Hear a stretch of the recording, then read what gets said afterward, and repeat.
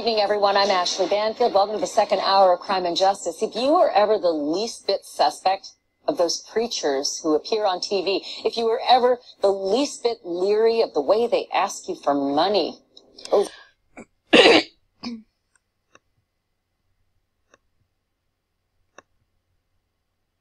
and over and over again, especially late at night in those infomercials, then you might find yourself a little bit outraged by the story I'm about to tell you.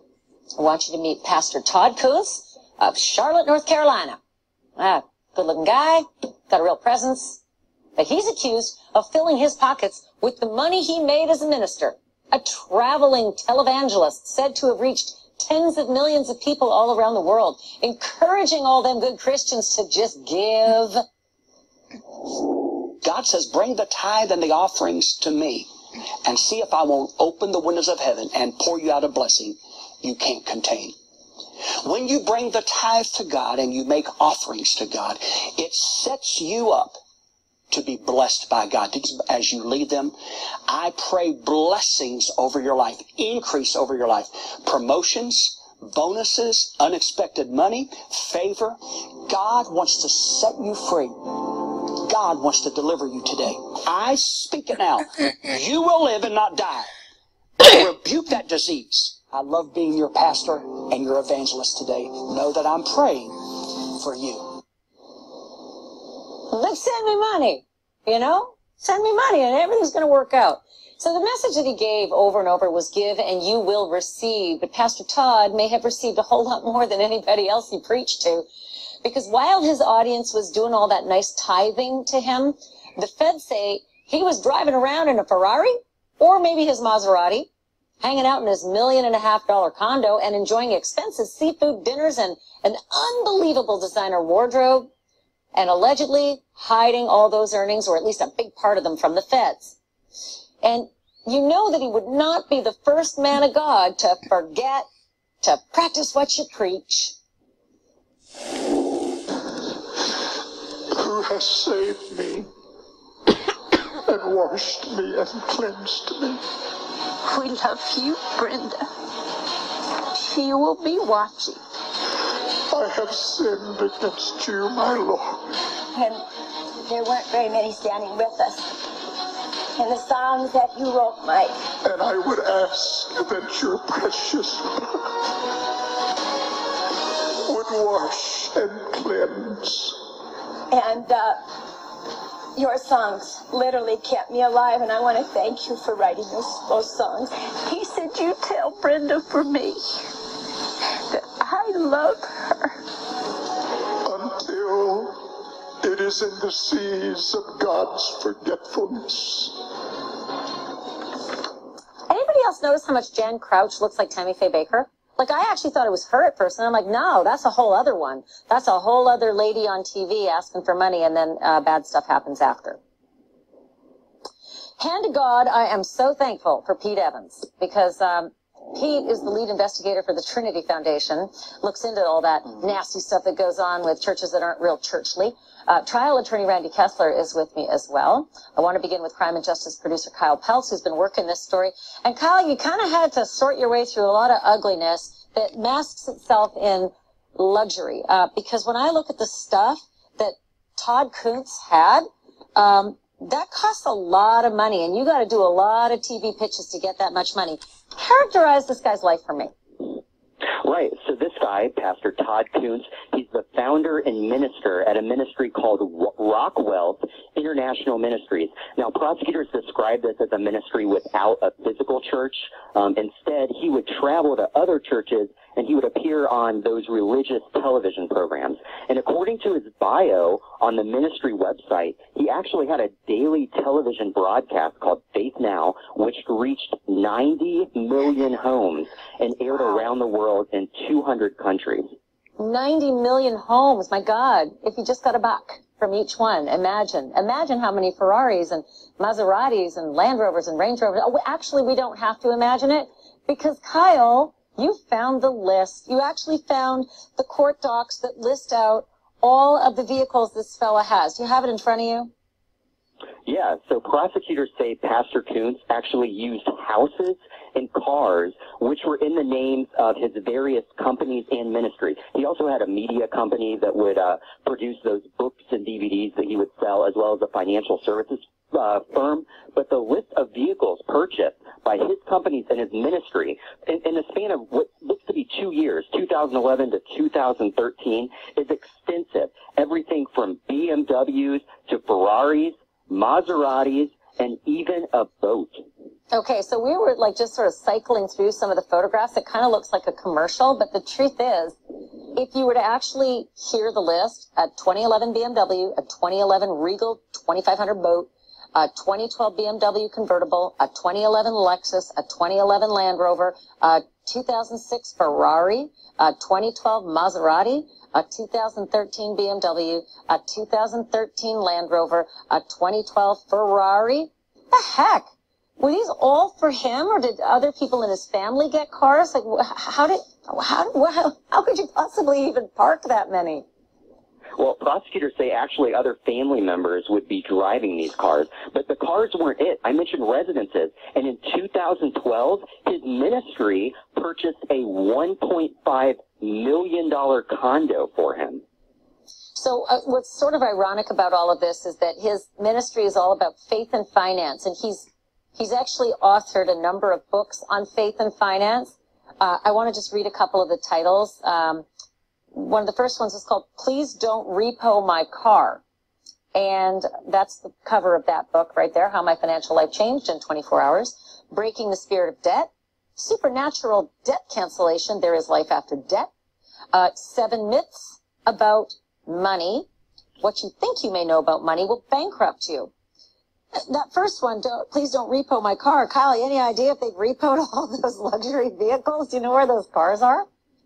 Right. Actually, that's I'm sure it'll come out at trial, but no idea where those cars are as of now. Okay, so he also allegedly had a huge hankering for cash purchases. And they have discovered, I don't know how, because cash is hard to, track, but they've discovered some of the stuff that he bought in cash, which is not the way us, lowly, godlike beings would use cash. What did he do? What did he buy? Right. So prosecutors say he would actually get checks for various things and then cash them and kind of hide that money. But between 2012 and 2013, prosecutors say he was buying things in cash at David Yurman, which is a designer jewelry store. He also made purchases at Mont Blanc, which has luxury watches and other things, and Diamonds Direct, which is another jewelry store. And these were big purchases, too. Look at the amounts. Over $21,000 to the jewelry store, $3,000 to Mont Blanc, and over $14,000 to another jewelry store. How do you carry $14,000 off to Diamonds Direct, the jewelry store at the mall? How do you just walk in with $14,000 in cash? Because like you said, it's not a check. These are cash purchases. And apparently you would think those are the kinds of things you'd give to a nice lady that you like, but he had a divorce. And the estranged wife is on the witness list. What's she going to say? Do we know? Right. We know prosecutors have his estranged wife on the witness list. And if she takes the stand in his trial, she's supposed to testify about his excesses, his clothes, the cash he had laying around the house, and jewelry. It's amazing. By the way, if in case you're wondering how much money, is coming in, even as we do this story, if you were to call the Rockwell Ministries like our producers did today, the first thing you hear, the very first thing you hear on the phone, before it's like, hi, how are you, and what's your name, is, are you, I love this, are you ready to sow your $1,000 seed today? And the first thing they'd hear from me is, no, I want to speak with Mr. Contz, please, But that's apparently the way they answer the phone at that ministry. And still, even now, as we're facing this incredibly ironic situation that he's, in a lot of trouble over money. I want to mention something else, Kyle, the business expenses, because I've seen business expenses that are ridiculous before, but these are unbelievable. Go over the whole list of what he was writing off.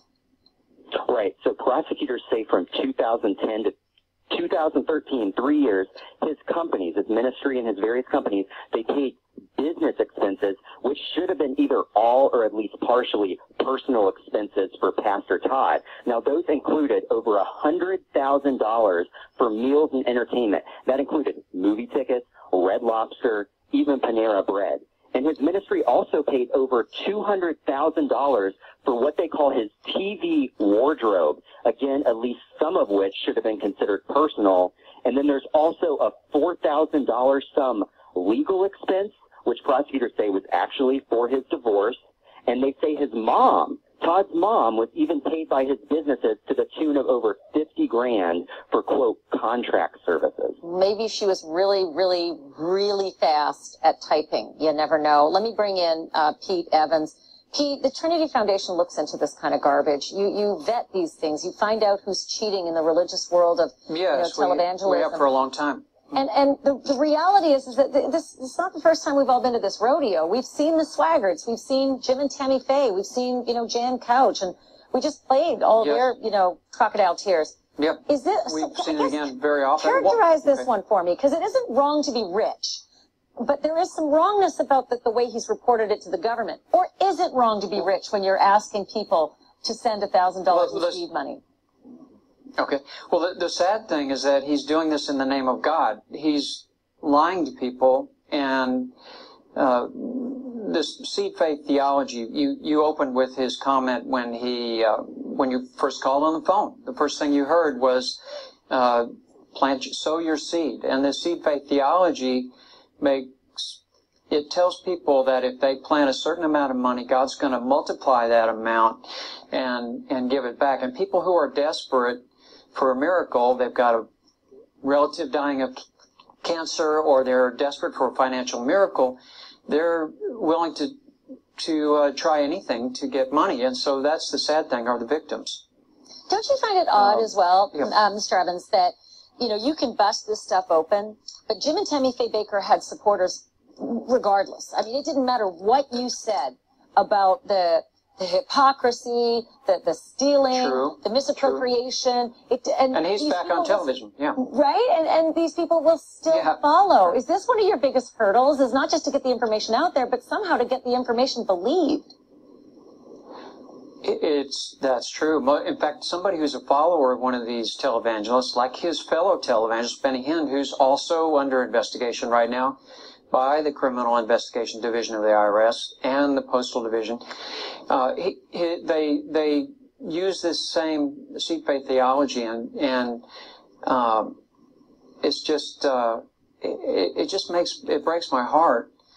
It's ungodly. Let's say that it's ungodly. And hold for 1 second. Randy Kessler, as an attorney, I'm looking at the charges, okay? It's not that he's an ungodly man and taking money from people who are old and can't sleep at night and are watching these things and being convinced that if you pay now, you'll get this many blessings, but if you pay faster, we'll double it. The charges are failing to pay tax, 3 counts, and aiding and assisting in filing false tax returns. But the charges aren't, you're an awful man, right? So what actually, if he's found guilty, would he be facing for these particular charges? So, that's interesting, because there are different levels of accountability, accountable to your parishioners, to your followers. But we're talking about the law. The law is pretty clean cut. If you paid business, personal expenses and didn't count it as income, if you earn money and you're paid by your company and you use it to buy dinner, then you pay taxes on it, because that was income that you earned. You pay taxes on it. But if you have your company buy you dinner so that you don't have to take a salary and buy yourself dinner, that's tax evasion. That's tax fraud. That's going to be a clean-cut case. The bigger problem for the general public is, like your former guest said, the followers are going to follow them. These people, Jimmy Swaggart, they love them, they follow them, they forgive. And that we can't fix. All we can do is prosecute for violations of the law. Looks like they've got them on some legal violations. I don't know about the rest of it. Yeah. Well, listen, I'm gonna have to leave it there, but we'll see how the justice system treats them, and then at some point we'll see how God treats them. Well, we probably won't see that, right? Pete, thank you. Thank God for what you do. Thank you, really Ashley. appreciate it. Pete Evans joining us. Randy Thank Kessler, you. as always, thank you. I'm going to ask you to stick around, and great job reporting to our Kyle